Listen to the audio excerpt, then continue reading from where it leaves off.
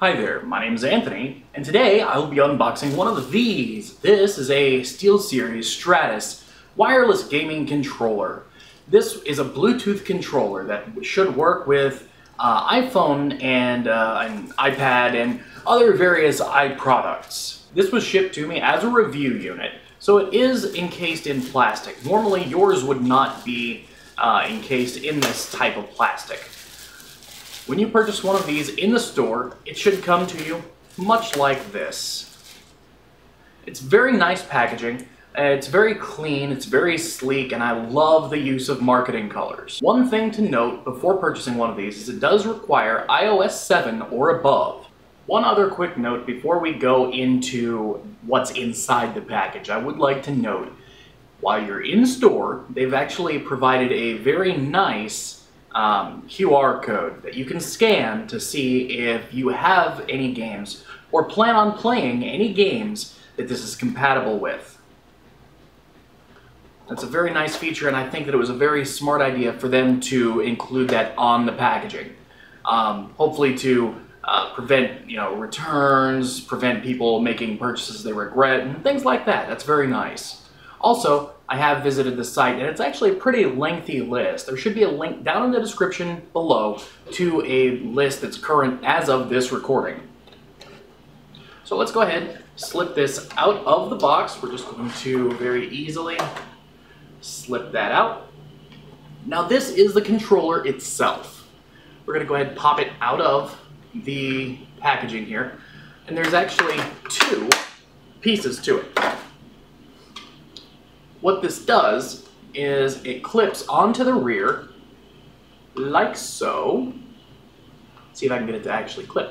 Alright, so once I've gotten it clipped, one thing that I notice about this particular unit is if you're not extremely careful, it unclips itself. I'm not sure if there's something I'm missing about this, or if it's just not well intended for the back clip. Because it would be in your hands, it does make sense that the back clip might be a little bit weaker because your hands would be holding it in place. But the other use for this is actually to take that off and to place it over the controls so that they don't get damaged when you pack it away. This is actually a darn cool feature that I love about this unit, because I have had I don't know how many controllers ruined because I put it in my gaming bag and I towed it off to a friend's house or something like that, and lo and behold, I end up with a joystick that doesn't work, or a button that gets stuck, or the list goes on and on and on. And it does seem like the front, when you clip it on the front, it does seem to be a lot stronger than if you clip it on the back. Still not perfect, but for a dual use thing such as this, I think that the clip works fairly well. Something to keep in mind though. As far as the buttons, the feedback from pressing the buttons, it seems almost like a mechanical keyboard in a sense. Very, very obvious that they've been pressed. There's a sound, there's a little bit of built-in tactile feedback. The joysticks seem to be fairly well fairly responsive, bouncing back to their original location. I like it. Now, I'm a guy with big hands. I have trouble with smaller items like this, but the layout of everything seems to be laid out in a way that doesn't really make that an issue so much. But, of course, as with anything, the only way that we'll know is to put it through the playtest. This is charged by USB. You can charge that up before you go on a trip or before you take it out. Not sure about the battery life on this. Of course, that will also be put to the test in the play test. Yeah, all in all, I think this is a very, very nice unit, and I think that it's well designed, with the exception of the plate here. I really wish that that was a little bit more secure, and it's got a very nice on-off button. It's actually a radio switch that actually requires it to be moved back and forth, which is a lot better than a button, in my honest opinion. because a button can always be pressed on and off by accident, especially while you're in the middle of some hardcore gaming. Well, as hardcore as you can be doing on an iPad.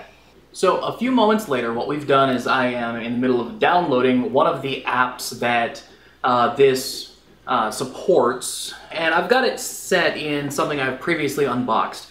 This is an Inatech wireless Bluetooth speaker, which I absolutely love, the wife loves, great product, but anyways.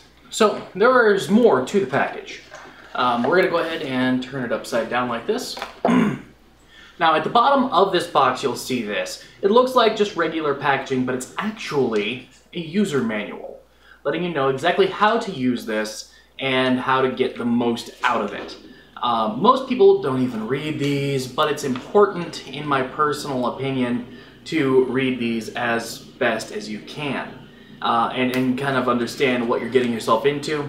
So yeah, that's what that is about. And now, one thing that I found interesting is this charges.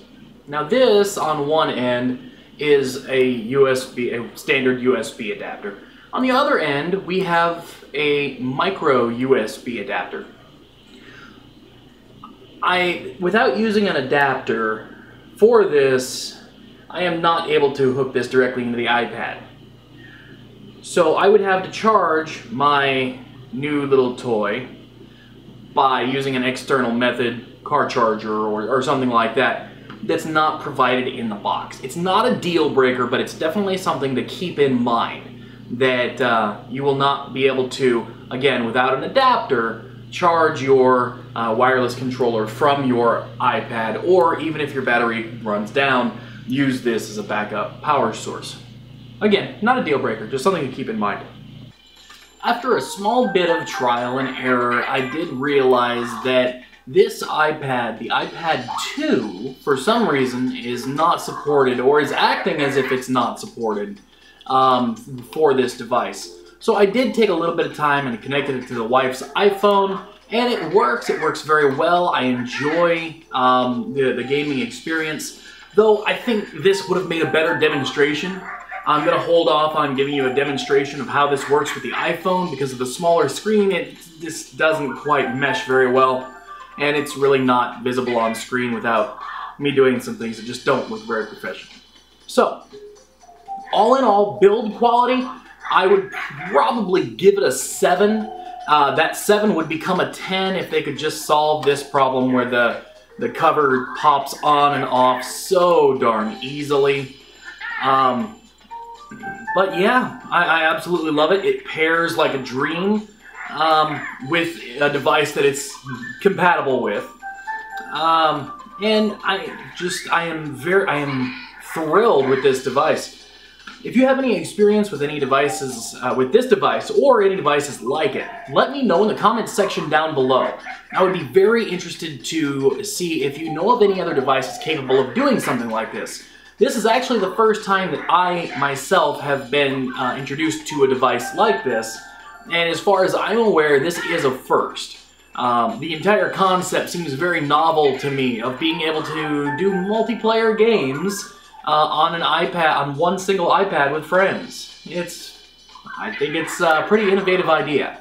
If you have any other questions, comments, matters of concern, let me know in the comments section down below.